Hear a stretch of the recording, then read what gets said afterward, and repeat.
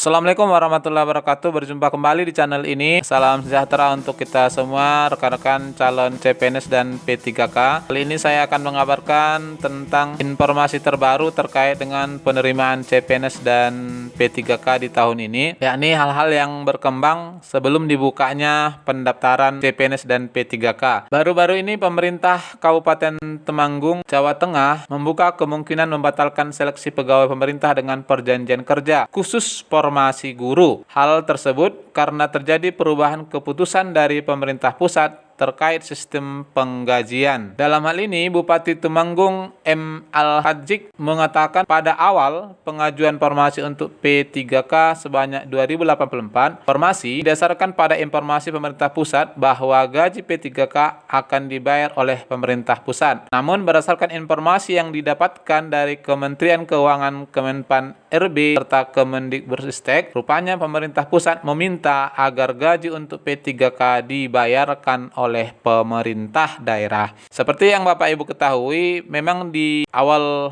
Maret kemarin ada surat edaran dari Kemenkeu bahwa gaji P3K yang akan lulus nanti di tahun ini ya bisa diambil dari dana alokasi umum. Itu kemudian banyak dikhawatirkan oleh pemerintah daerah yang mencemaskan untuk tahun-tahun berikutnya terkait kebijakan penggajian ini. Karena tentu kalau dipergunakan dari APBD, kebijakan dan program lain akan terganggu. Dan ada juga informasi terbaru terkait hasil kunjungan dari Bupati ini ke Kemenpan RB, yang mana sesuai penjelasan pejabat Kemenpan RB, tidak semua guru honorer bisa mendaftar P3K. Walaupun rekrutmen P3K guru dilaksanakan Kemendikbudristek, tetapi aturan mainnya tetap oleh Panitia Seleksi Nasional. Jadi, yang bisa mendaftar P3K 2021 khusus yang ada formasinya atau yang dibuka formasinya. Di luar itu tidak bisa mendaftar. Ini diungkapkan oleh salah satu perwakilan dari guru honorer dari Kabupaten Garut saat mendampingi pimpinan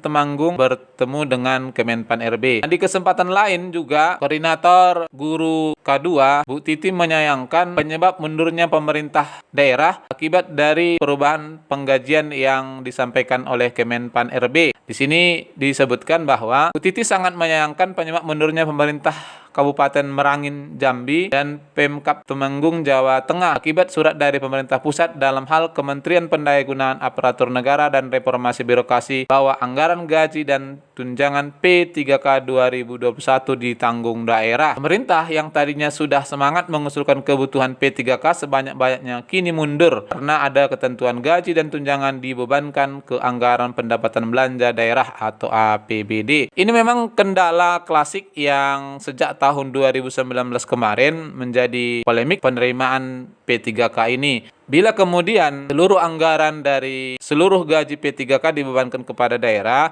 maka bisa Bapak Ibu bayangkan dana APBD daerah akan terkuras untuk penggajian ini. Mana dengan rata-rata tunjangan dan gaji 4 juta per bulan, bila daerah mengusulkan 1000 formasi, hampir satu tahunnya itu menghabiskan 50 miliar. Nah, ini tentu seperti yang dikhawatirkan oleh pemerintah Temanggung tadi akan mengganggu stabilitas pembangunan di daerah. Bila kemudian ini tidak diambil kebijakan, maka sesaja daerah-daerah lain juga akan mengalami hal yang sama dengan daerah Merangin Jambi dan Temanggung tadi. Lalu terkait dengan pendaftaran CPNS dan P3K 2021 ini, ada kebijakan baru yang dibuat oleh BKN. Almana program terbaru BKN ini dalam rangka pengembangan layanan seleksi aparatur sipil negara baik PNS maupun P3K dengan metode komputer assist test atau CAT BKN. Jadi P3K khusus di sini adalah teknis, bukan untuk guru. Menurut PLT Karo Humas BKN Pak Pariono, dengan menghadirkan program sertifikat seleksi kompetensi dasar atau SKD dengan CAT BKN atau disingkat dengan sertifikat.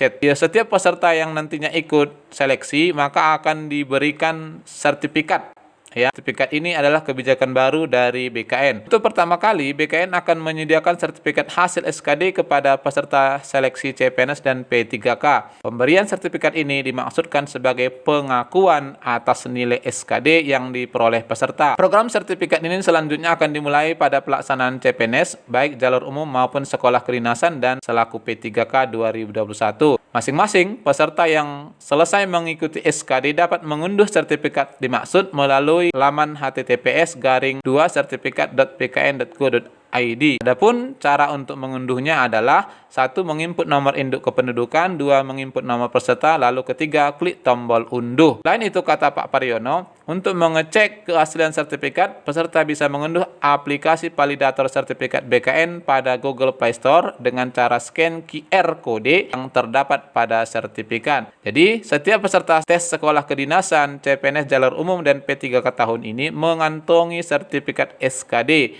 Ini berlaku semua, baik yang lulus passing grade maupun tidak tandasnya. Lalu apa keperluan dari sertifikat ini? Nah, keperluan dari sertifikat ini sendiri barangkali adalah untuk kebutuhan pada seleksi di tahun depannya.